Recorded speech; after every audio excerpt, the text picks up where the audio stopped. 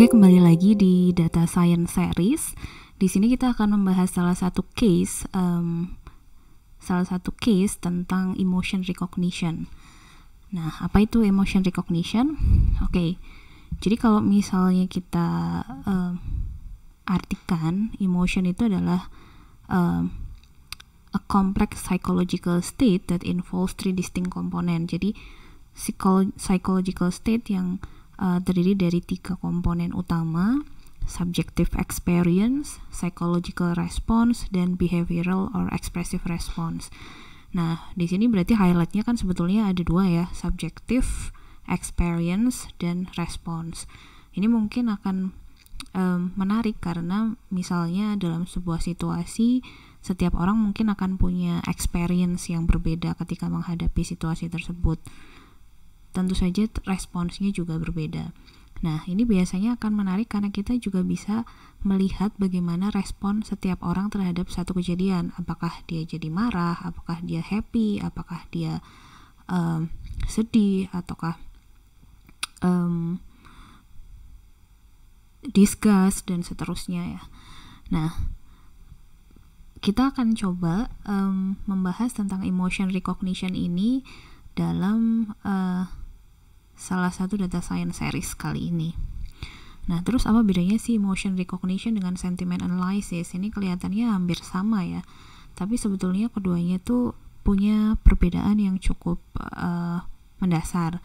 Kalau teman-teman sudah tahu, di sini sentiment analysis biasanya akan mencoba menganalisis atau mengidentifikasi polarity dari sebuah teks.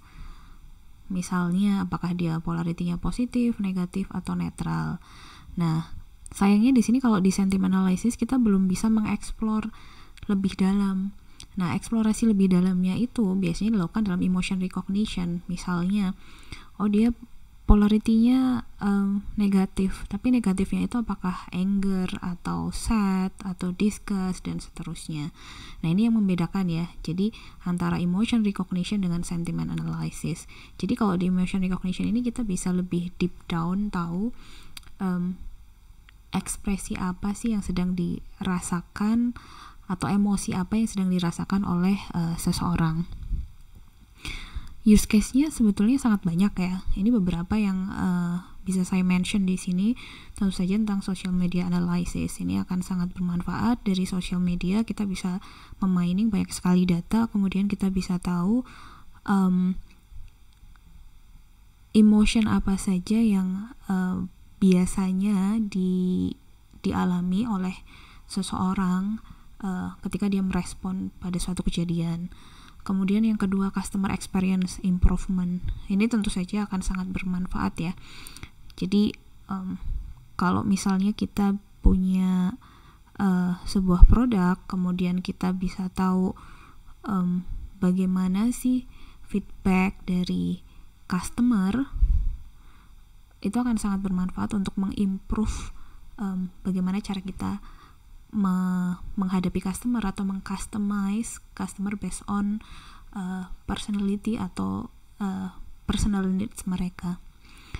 Yang ketiga, chatbot improvement. Ini juga ya, kalau chatbot itu bukan hanya sekedar mereply message dari customer atau dari user, tetapi juga di sini agar bisa engage akan sangat baik kalau misalnya kita tahu emosi apa yang sedang dirasakan oleh si customer atau user tersebut. Yang berikutnya, employee satisfaction. Employee satisfaction itu tentu saja ya kayak employee engagement. Jadi bagaimana caranya agar employee itu bertahan lama di sebuah perusahaan. Mungkin bisa dari kita bisa minta feedback dari mereka, kemudian kita bisa menganalisis bagaimana emosi mereka atau keadaan mereka ketika bekerja dalam sebuah perusahaan tersebut. Kemudian yang berikutnya, ini hampir sama dengan yang tadi ya, customer service support. Ini juga akan sangat baik kalau misalnya customer recognition-nya ini juga emotion recognition ini juga disertakan. Ini use case-nya ya. Nah, Yang akan kita bahas kali ini sebetulnya di emotion recognition ini masuk dalam ranah text klasifikasi atau text classification. Case-nya sebetulnya sangat banyak ya. Tadi kayak misalnya sentiment analysis, kemudian topic classification, dan seterusnya itu masuk ke text classification. Yang akan kita bahas di sini adalah emotion recognition. Nah, proses dari text classification ini biasanya yang common akan terdiri dari beberapa part. Di sini saya coba membreakdownnya menjadi 5 part. Yang pertama text processing, pre-processing. Text pre-processing ini adalah proses dari text classification, di mana ini biasanya tahap paling awal ya. Jadi kita asumsikan kita sudah punya datanya, maka part yang pertama adalah text pre-processing. Text pre-processing ini apa sih? Jadi ya mempreproses, mengolah data terlebih dahulu sebelum nanti dilakukan klasifikasi. Ini bisa berupa tokenization, jadi memisahkan antara unit kata atau unit kalimat atau unit paragraf. Kemudian stop word removal itu membuang kata-kata yang mungkin meaningless. Kemudian text cleaning, jadi kalau misalnya dari source Twitter atau social media itu kan biasanya masih sangat raw ya datanya. Nah, kita bisa cleaning dulu misalnya dengan menghilangkan punctuation yang tidak perlu, kemudian memformalkan bahasa yang slang dan seterusnya.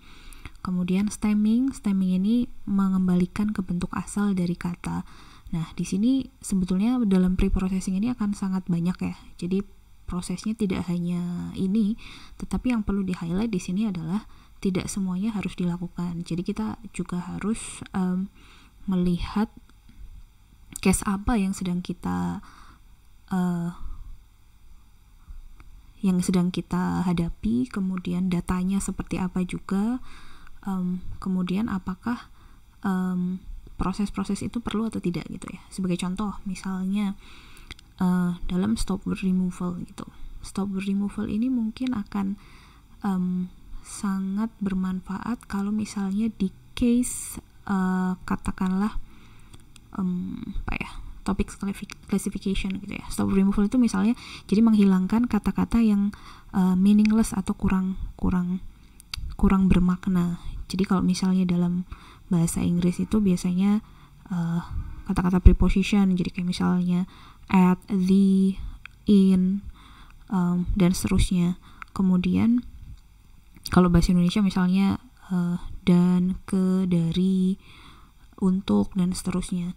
Jadi kalau misalnya dalam topic classification mungkin yang diperlukan hanya kata yang masuk kata benda dan masuk kata kerja. Oke, itu mungkin berlaku untuk topic classification ya. Tetapi katakanlah misalnya kita akan melakukan klasifikasi yang lain, jenis klasifikasi yang lain, misalnya author classification, jadi untuk mengidentifikasi author identification, jadi untuk mengetahui apakah sebuah dokumen itu siapa penulisnya.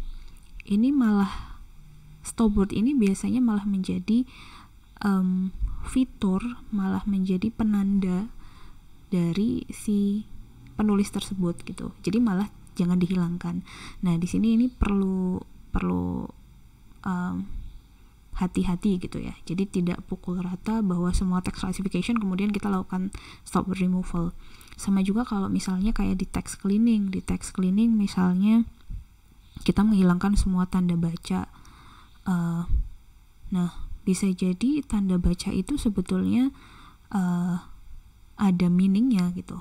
Sebagai contoh, kalau misalnya tanda seru gitu ya, exclamation mark, itu biasanya menandakan kalau mungkin emosinya excitement gitu ya, excitement atau mungkin angry dan seterusnya. Nah, di situ sebetulnya ya ada informasi gitu, ada informasi yang terkandung di kata-kata atau tanda baca tersebut. Jadi perlu hati-hati dalam melakukan text pre-processing juga. Kemudian proses yang berikutnya disebut dengan feature extraction. Nah, ini feature extraction ini ceritanya mengekstrak fitur-fitur apa saja sih yang mau digunakan dalam proses klasifikasi.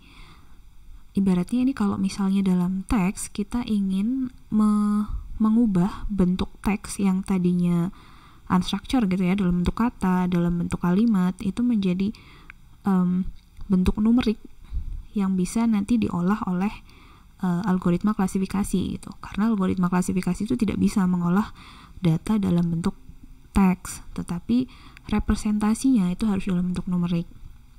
Nah, kalau dalam fitur extraction ini yang paling common misalnya ada back of words, kemudian TF-IDF, kemudian yang sedang tren ini ada word embedding dan seterusnya. Ini sebetulnya ya basically tujuannya sama, yaitu mengubah dari bentuk teks menjadi bentuk numerik gitu ya.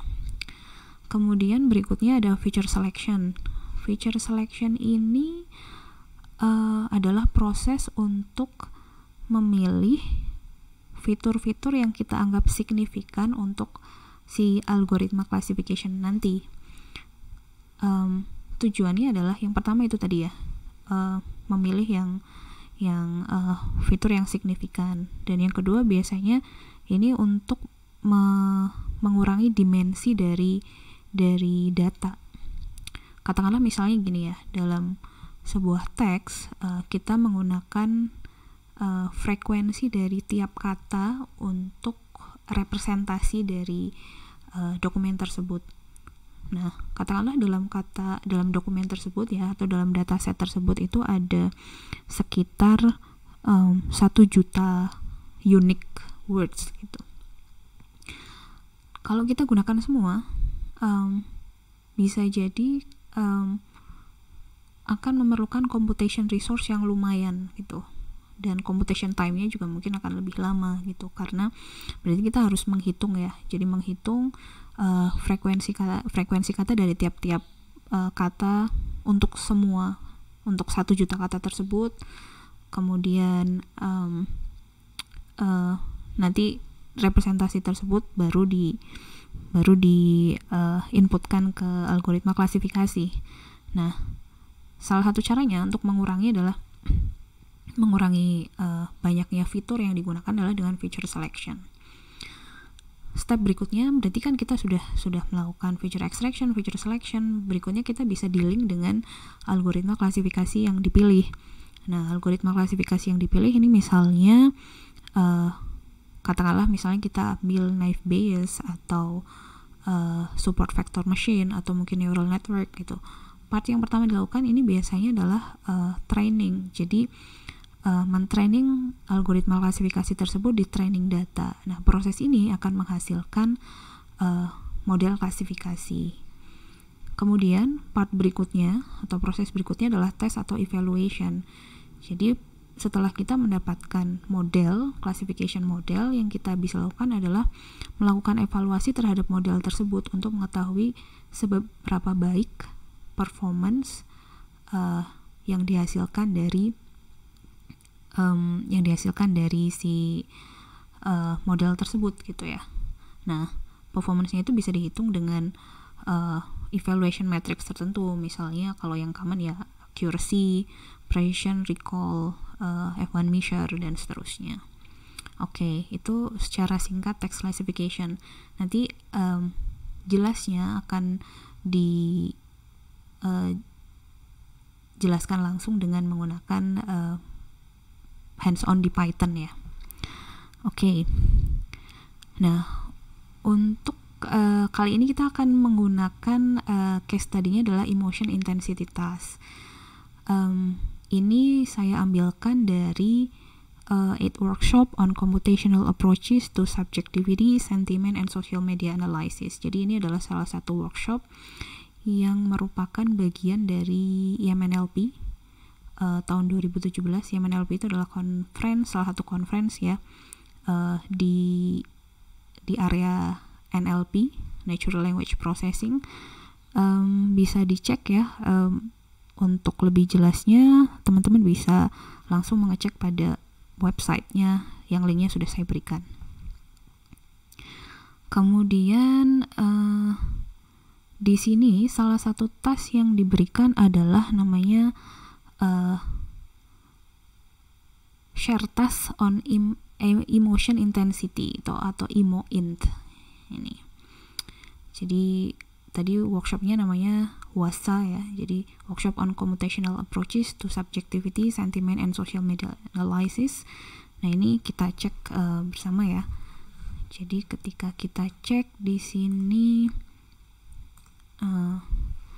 ini websitenya, teman-teman bisa mengecek di link berikut.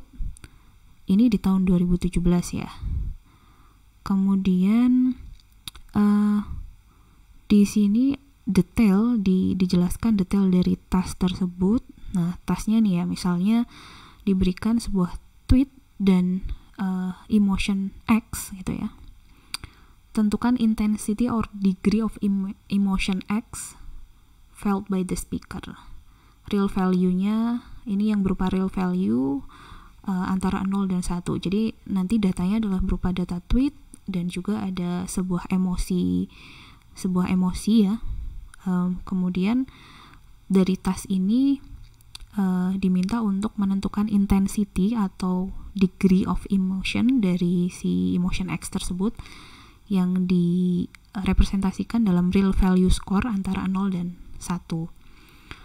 Nah, di sini untuk maksimumnya 1 ya. Maksimum 1 berarti emotionnya itu sangat kuat gitu ya, strong emotion. Kalau misalnya 1, semakin mendekati 1 berarti strong emotion terhadap emotion X tersebut. Kemudian kalau mendekati 0 berarti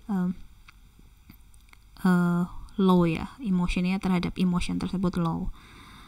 Kemudian teman-teman juga bisa melihat atau men-cite papernya secara langsung di sini ya. Ini ada paper yang sudah dipublish untuk share task tersebut. Judul papernya Emotion Intensities in Tweets. Oke, ini bisa dibaca ya bagaimana share tasknya, kemudian ada related work dan seterusnya. Kemudian kita lihat datanya. Kita lihat datanya. Nah, di sini ternyata diberikan 3 macam atau 3 part data. 3 part data itu terdiri dari training set, development set, dan test set. Nah, di sini ada 4 emotion yang diberikan. Jadi anger, fear, joy, dan sadness. Oke. Kemudian di sini bisa dilihat ya, ada training set, development set, test set. Kemudian kita bisa lihat juga mereka menyediakan ada interactive visualization dari dataset tersebut. Ini ya, dari sini bisa diklik linknya, kemudian akan menampilkan visualisasi sebagai berikut. Jadi ini teman-teman bisa tahu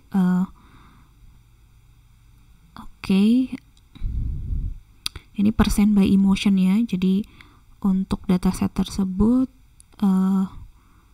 paling banyak itu tentang fear ya. Jadi tweet tentang fear. Kemudian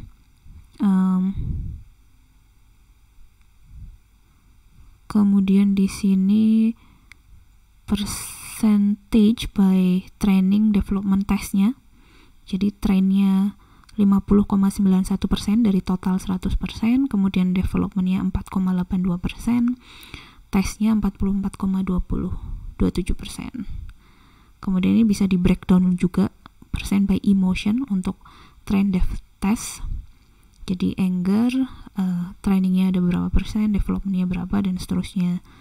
Selain itu juga diberikan histogram dari emotion intensity bins-nya ya. Jadi di sini misalnya sebagai contoh, kita ambil yang anger dulu aja ya.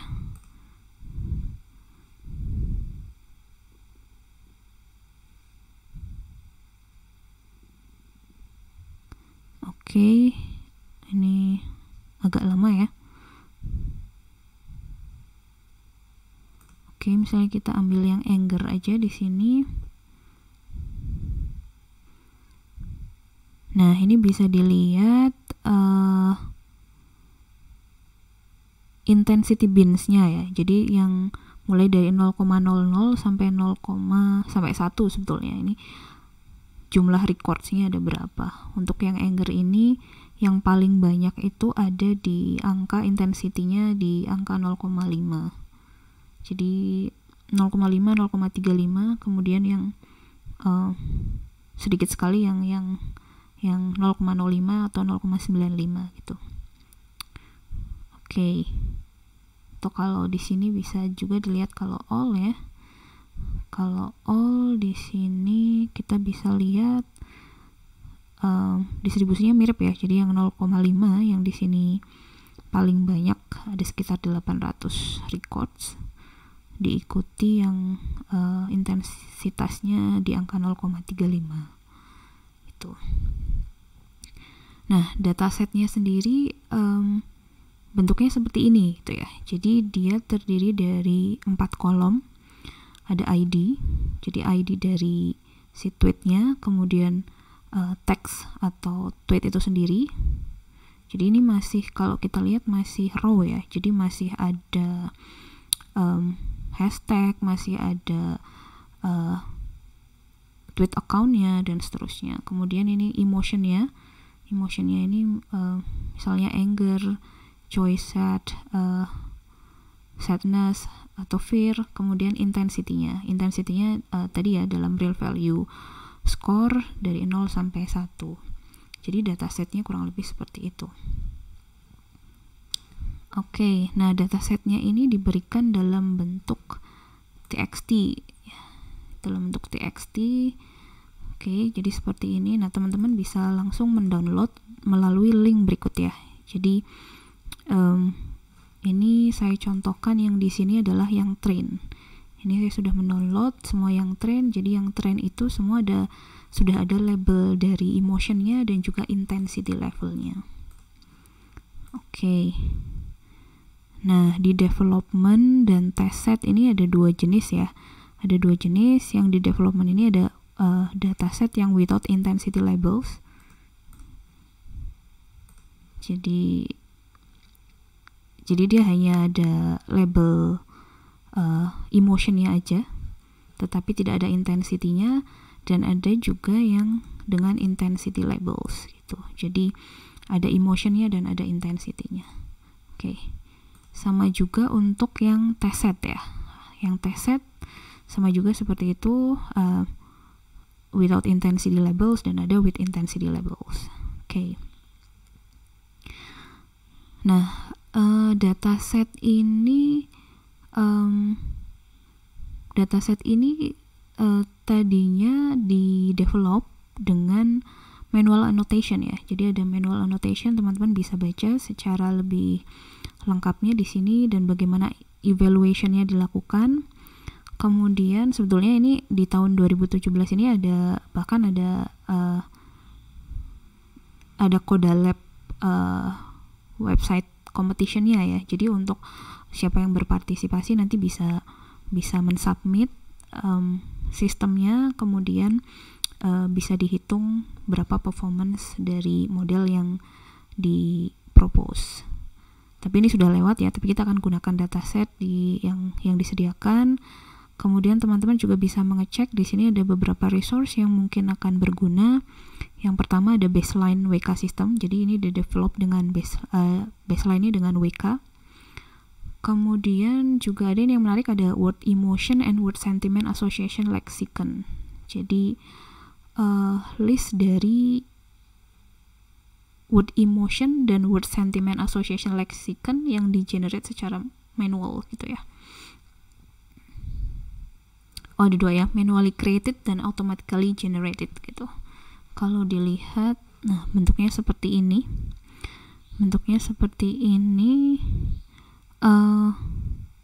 Jadi list various word association lexicon yang mengcapture word sentiment, word emotion, dan word color association. Nah, teman-teman bisa ngecek di sini ya seperti apa. Sebagai contoh di sini large manually created. Nah, ini yang di-create secara manual, emotion and sentiment lexicon. Ini source-nya ada beberapa, kemudian juga ada papernya. Kemudian sebagai contoh di sini dari NRC Word Emotion Association Lexicon atau Emolex. kemudian terdiri dari beberapa language ya, sampai 40 other languages. Kemudian di sini versionnya 0.92, di-develop di tahun 2010. Jumlah termnya atau wordsnya itu ada 14.000 sekian. Sentimennya ada negatif, positif, emotionnya juga ada macam-macam. Di sini ada anger, anticipation, disgust, dan seterusnya. Association score-nya 0 atau 1 ya. Dan kalau untuk yang emotion ada not associated, weakly, moderately, atau strongly, dan seterusnya. Method of creation-nya manual by crowdsourcing, dan seterusnya. Nah, teman-teman bisa cek di sini. Nah, ini jadi leksikon yang sangat bermanfaat gitu ya kalau teman-teman akan mengembangkan model atau sistem untuk sentiment analysis atau emotion recognition ya. Dan ini tersedia untuk 40 bahasa. Jadi mungkin nanti bisa dicek ya bahasa apa saja. Ini kurang lebih seperti ini. Nah, ini misalnya kategorinya juga banyak untuk yang emotionnya. Kemudian kita cek bahasanya ya. Nah, ini bisa digunakan untuk non-commercial research use atau commercial use bisa juga. Ini saya belum menemukan bahasanya apa saja, tapi nanti silahkan bisa dicek di sini ya. Oke.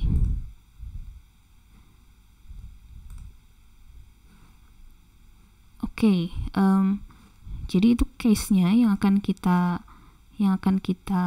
bahas mengenai emotion recognition. Nah, nanti kita akan coba breakdown menjadi 2 task ya yang akan kita bahas. Karena di sini kan ada 2 sebetulnya data yang kita punya. Kalau teman-teman tadi sudah melihat, datanya ini sebetulnya ada 2 label.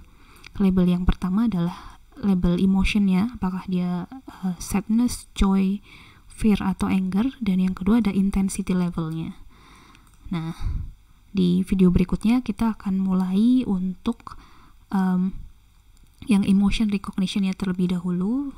Kita akan jelaskan step by step prosesnya ya, mulai dari pre-processing terlebih dahulu, kemudian feature extraction juga. Oke.